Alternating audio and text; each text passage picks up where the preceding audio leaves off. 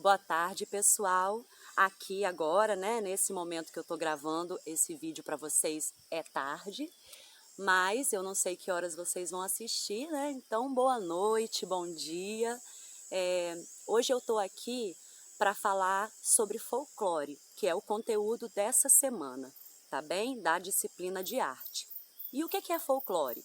Todos nós já devemos ter pelo menos ouvido falar um pouquinho sobre essa palavra. E folclore, ela é um conjunto de manifestações culturais de um povo. E como se dão essas manifestações? Através de mitos, de lendas, de cantigas de roda, de festas populares, de danças populares e folclóricas, um emaranhado de manifestações. E esse conjunto de manifestações é o que a gente dá o nome de folclore.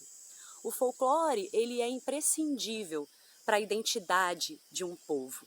E ele é tão importante para um povo, para uma comunidade, que a Unesco transformou o folclore num patrimônio imaterial da humanidade.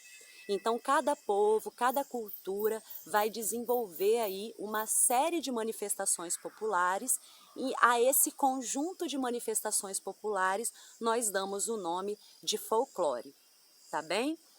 O Brasil, ele é muito rico folcloricamente e o nosso folclore, ele é todo embasado em 3 povos diferentes que se reuniram aqui durante a colonização do Brasil. O povo indígena, que é o povo originário que já morava aqui no Brasil, os negros escravizados que vieram da África e trouxeram também a sua cultura, e os europeus, que foram os colonizadores do Brasil. E é nessa mistura de culturas que nasce, que cresce e se fortalece o folclore brasileiro. Hoje nós vamos falar mais especificamente de lendas. E para falar melhor para vocês, eu escolhi contar uma lenda, tá bom? Antes de contar a lenda que eu escolhi, eu procurei no dicionário o significado de lenda. E aí eu vou ler para vocês aqui, tá bem? Lenda, substantivo feminino. Narrativa de caráter maravilhoso, em que um fato histórico se amplifica e se transforma sob o efeito de evocação poética ou da imaginação. Então vejam, o folclore não é apenas algo inventado, ele parte de fatos históricos e a partir desses fatos históricos, essas histórias vão ganhando poética, vão ganhando imaginação, vão sendo disseminadas oralmente, vão sendo passadas de geração em geração. E aí, então, a gente conhece as lendas como algo só da fantasia, muitas vezes, né? Mas não é. Toda lenda tem também é construída também a partir de fatos históricos, tá bom? Que são transformados, que são ampliados a partir da imaginação do povo daquele lugar que a transformou, que se apropriou daquele fato histórico e que transformou numa lenda, tá bem? Eu vou terminar essa primeira parte da aula lendo uma frase da Elisa Lucinda, que é atriz e poeta, escritora aqui do Espírito Santo. E ela diz assim: todo capixaba tem um pouco de beija-flor no bico. Eu escolhi essa frase porque ela diz muito da cultura capixaba. E aí, como eu vou focar para a história de hoje em uma lenda capixaba e especificamente uma lenda de Cariacica, que faz parte da tradição e da cultura de Cariacica, eu trouxe também uma frase da Elisa Lucinda que fala um pouquinho da cultura capixaba, né? O beija-flor, ele faz parte também da cultura capixaba. Então agora fiquem com a história, prestem atenção nessa lenda, que é a partir dela que vocês vão responder o formulário e fazer a atividade prática da semana. Bom, pessoal, a lenda que eu trouxe para contar para os 8º e 9º, ela faz parte da cultura popular de Cariacica, né, do estado do Espírito Santo e do folclore brasileiro. O personagem dessa lenda se chama João Bananeira. E essa lenda ela tem origem lá na época da colonização, na época em que os negros eram escravos aqui no Brasil. Eram trazidos da África e escravizados aqui pelos europeus. Bom, conta a lenda que nas festas de Nossa Senhora da Penha, que para quem não conhece é uma santa da religião católica, então ela para os católicos é a padroeira do Espírito Santo. E aí todo ano tem um dia que é dedicado a homenagear a Nossa Senhora da Penha, e aí tem festejos, tem procissões, né, lá até o convento da Penha. Isso já acontece desde muito tempo. Então, na época da colonização, esses festejos já aconteciam. E aí os negros eram impedidos de ir nessa festa, nessas procissões.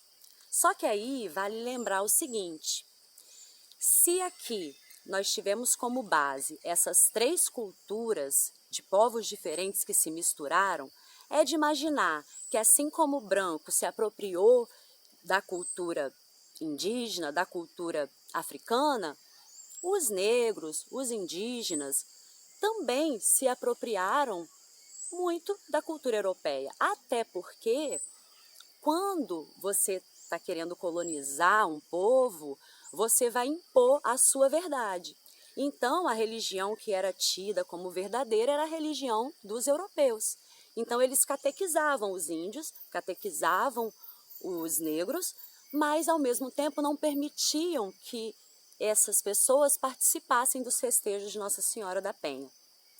E alguns negros se tornaram devotos de Nossa Senhora da Penha. E aí, como eles fizeram para dar um jeito de resistir e ir lá homenagear a santa? Eles se fantasiaram.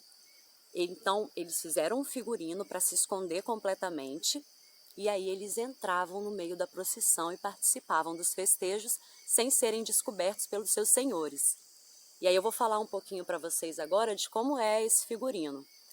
Eles usavam uma máscara, então confeccionavam uma máscara, colocavam adereços no cabelo para o cabelo não aparecer, cobriam o cabelo, cobriam os braços, tudo que ficava de fora, os pés, cobriam com tecidos, porque também se visse a cor já iam descobrir e iam provavelmente tirar da festa, né? Então eles se cobriam inteiro, com folhas, criavam uma saia bem grande com folhas de bananeira secas, geralmente, e iam para essas festas.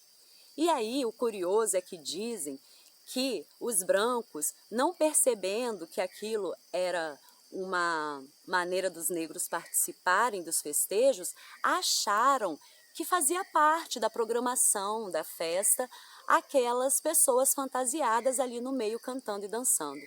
E aí aceitavam então com tranquilidade a presença desse personagem, que hoje é um personagem ícone e importantíssimo da cultura de Cariacica, que é o João Bananeira. Inclusive, uma lei municipal que promove prêmios para artistas escreverem livros, fazerem peças, gravarem seus discos, se chama João Bananeira, em homenagem a esse personagem. E aí o que eu queria deixar como reflexão dessa lenda hoje, já que também eu vou atrelar um pouquinho o folclore a sentimento, é sobre o sentimento dessas pessoas. Primeiro, o primeiro sentimento, aquilo que se sente quando você é excluído de algo, quando você não se sente pertencendo a alguma coisa, ao sentimento de exclusão. E depois há um outro sentimento que vem lá de dentro com toda força, apesar de tudo isso, que é a resistência. E foi isso que eles fizeram. Os Joões Bananeiras resistiram brincando, dançando e cantando fantasiados. E agora, pessoal, vocês vão então responder as questões do formulário e eu também vou deixar aqui uma proposta de atividade prática, tá bem? Eu gostaria muito que vocês fizessem no caderno de arte de vocês. Vai lá matar a saudade do caderno de arte e ilustre para mim essa lenda que vocês ouviram, tá bom? Pode ser com desenho, com pintura, com colagem, e depois tira uma foto e manda para mim. Um beijo e até semana que vem.